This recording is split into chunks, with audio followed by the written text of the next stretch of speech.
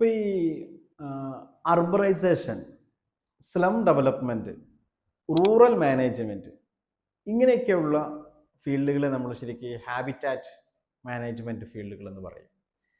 കാരണം ഒരു rural settlement develop ചെയ്യുക എന്നുള്ളതാണ്. അപ്പോൾ അവിടെ ഒരു education, socio economic culture develop ചെയ്ത് ഗ്രാമത്തെ വികസിപ്പിക്കുക, ഒരു വില്ലേജിനെ ഡെവലപ്പ് ചെയ്ത് കൊണ്ടുവരിക എന്ന് പറയുന്ന ഒരു തത്വത്തെയാണ് നമ്മൾ ഹാബിറ്റാറ്റ് മാനേജ്മെൻറ്റ് എന്ന് പറയുന്നത്.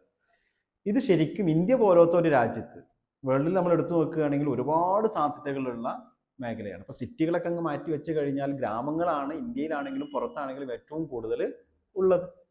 ഈ മാനേജ്മെൻറ്റ് സിസ്റ്റത്തെയാണ് ഹാബിറ്റാറ്റ് മാനേജ്മെൻറ്റ് എന്ന് പറയുന്നത്. ഇത് ശരിക്കൊരു കരിയറായിട്ട് നമുക്ക് എടുക്കാൻ വേണ്ടിയിട്ട് പറ്റും. ഇതിനെ പഠിക്കാം, ശാസ്ത്രീയമായിട്ട് അതിനെ ഡിപ്ലോമയായിട്ടും ഡിഗ്രി ആയിട്ടും PG ആയിട്ടും ഒക്കെ പഠിച്ചിട്ട് ഈ ഇൻഡസ്ട്രിയിൽ നമുക്ക് ജോബ് ഓപ്പർച്യൂണിറ്റീസ് ഉണ്ടാക്കാൻ വേണ്ടിയിട്ട് പറ്റും. CSR ഫണ്ടുകൾ ഉപയോഗപ്പെടുത്തിയിട്ടാണെങ്കിലും NGOസുകളാണെങ്കിലും ഇനിയിപ്പോൾ ഒരു സ്റ്റേറ്റ് ആൻഡ് സെൻട്രൽ ഗവൺമെൻറ്റുകളാണെങ്കിലും ഒക്കെ തന്നെ വില്ലേജ് ഡെവലപ്മെൻറ്റിനെയും റൂറൽ ഡെവലപ്മെൻറ്റിനെയും ഒക്കെ എന്ത് ചെയ്യുന്നുണ്ട്, ഉപയോഗപ്പെടുത്തുന്നുണ്ട്. അവിടെ നമുക്കൊരുപാട് സാധ്യതകളുണ്ട്. ശാസ്ത്രീയമായ ഒരു റൂറൽ ഡെവലപ്മെൻറ്റിനെയാണ് ഹാബിറ്റാറ്റ് മാനേജ്മെൻറ്റ് സിസ്റ്റത്തിൽ കൊണ്ടുവരാൻ വേണ്ടിയിട്ട് ശ്രമിക്കുന്നത്. Anyway, all the best.